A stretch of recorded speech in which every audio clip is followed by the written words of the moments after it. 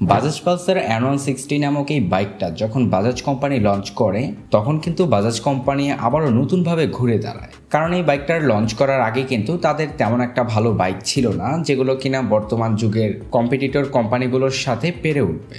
তো আর কি এই বাইকটা যখন তারা লঞ্চ করে তখন কিন্তু তারা বেশ ভালোভাবে ঘুরে দাঁড়ায়, কারণ এই বাইকটা বর্তমান যুগ উপযোগী একটা বাইক। এমনকি এই বাইকটা দেখতে শুনতে যেমন তেমনি কিন্তু এই বাইকটা যথেষ্ট পাওয়ারফুলও বটে। এরপরেই হচ্ছে তারা এই বাইকটার একটা আপডেটেড ভার্সন লঞ্চ করলো, যেটা হচ্ছে এটার আপসাইড ডাউন সাসপেনশন নামে পরিচিত। বাইকটার ওভারঅল আউটলুক নিয়ে যদি বলি, এই বাইকটা কিন্তু দেখতে শুনতে যথেষ্ট ভালোই লাগে। এটাকে মাস্কুলার বডির সাথে অ্যারোডাইনামিক শেপে ফুললি নেকেড স্পোর্টি ডিজাইন করেছে। আর তাছাড়া বিগত মডেলের বাইকটার সাথে এটার লুকস অ্যান্ড ডিজাইনের কম্পেয়ার করলে কিন্তু এই বাইকটাতে আপনারা তেমন একটা পরিবর্তন পাবেন না। মানে গ্রাফিক্সে তারা কিছুটা পরিবর্তন করেছে, এছাড়া আপনার পুরোপুরি বিগত মডেলের মতোই। তবে আসলে যে পরিবর্তনটা পাবেন সেটা হচ্ছে এটার সাসপেনশনে। কারণ হচ্ছে এই বাইকটার লুকস অ্যান্ড ডিজাইনকে আরও বেটার করে তোলে এটার আপসাইড ডাউন সাসপেনশনটা।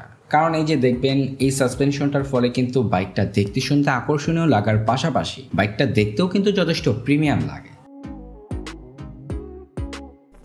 আর তাছাড়া বাইকটার বিল কোয়ালিটি নিয়ে যদি বলি, এটার বিল কোয়ালিটিটাও কিন্তু যথেষ্ট ভালো পাবেন। বাইকটার ফ্রন্টে আপনারা এলইডি প্রজেকশন হেডল্যাম্প সেটআপ পাবেন, যেটা কিন্তু এই বাইকটার নাইট ভিজিবিলিটিকে খুবই বেটার করে তোলে। এর ফলে কিন্তু আসলে এটার নাইট ভিজিবিলিটি নিয়ে তেমন কোনো অসুবিধা হবে না। আর তার পাশাপাশি আসলে বাইকটাতে আপনারা যে ডিআরএল সেটআপটা পাবেন, এটা কিন্তু বাইকটার লুকস অ্যান্ড ডিজাইনকে খুবই বেটার করে। এমনকি আসলে বাইকটাকে যখন ফ্রন্ট সেকশন থেকে দেখবেন তখন এটার হেডল্যাম্পটা কিন্তু দেখতে খুবই আকর্ষণীয় লুকসের লাগে। এটাতে আপনারা মোটামুটি সবকিছুই কিন্তু অ্যাডভান্স লেভেলের পাবেন, যেমন বাইকটাতে আপনারা এলইডি ইন্ডিকেটর পাবেন, এর পাশাপাশি এলইডি টেল ল্যাম্প সেটআপও পাবেন।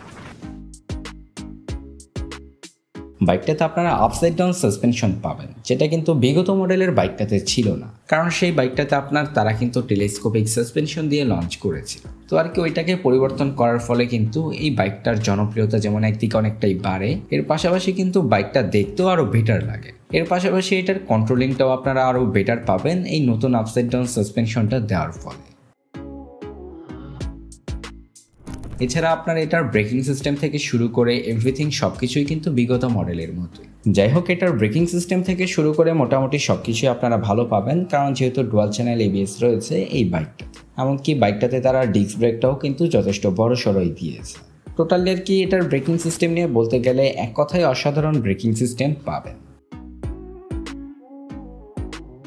স্পিডোমিটার নিয়ে যদি বলতে যাই, স্পিডোমিটারটা তারা পরিবর্তন করেছে। এটাকে তারা প্রিভিয়াস যে মডেলের স্পিডোমিটারটা ছিল সেটার থেকেও আর কি একটু আধুনিক করেছে। মানে আর কি বাইকটাতে তারা একটা ডিজিটাল স্পিডোমিটার দিয়েছে। তবে আসলে এই স্পিডোমিটারটা কিন্তু দেখতে শুনতেও তো একটা ভালো লাগে।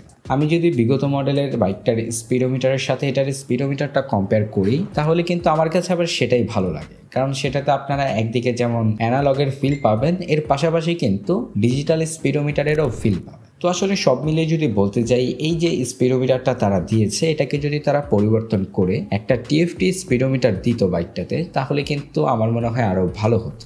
তাছাড়া যদি এটার ফিচার নিয়ে বলি, বাইকটাতে আপনারা কিন্তু মোটামুটি সব ধরনের ফিচারই পাবেন, যেমন ব্লুটুথ কানেক্টিভিটি সহ বর্তমানের মোটামুটি সবগুলো ফিচারই বাইকটাতে রয়েছে। বাইকটাতে ইঞ্জিন হিসেবে তেমন কোনো পরিবর্তন পাবেন না, কারণ ইঞ্জিনটা কিন্তু তারা বিগত মডেলের মতোই দিয়েছে। মানে পরিবর্তনের দিক বলতে বাইকটাতে কিন্তু তারা এগুলোই পরিবর্তন করেছে, এছাড়া আসলে তেমন একটা পরিবর্তন পাবেন না। বাইকটাতে রয়েছে বিগত মডেলের মতোই অয়েল কুলিং সিস্টেম। এই বাইকটার power and torque, mileage, top speed সবকিছুই কিন্তু আপনার পুরোপুরি বিগত মডেলের মতোই পাবেন। হতে পারে এটা আরও একটু রিফাইন করার ফলে এটা থেকে পারফরমেন্সটা আগের থেকেও বেটার পাবেন। তো আর কি সবকিছু মিলিয়ে বলতে গেলে বাইকটাতে আপনারা কিন্তু এগুলোই পরিবর্তন পাবেন।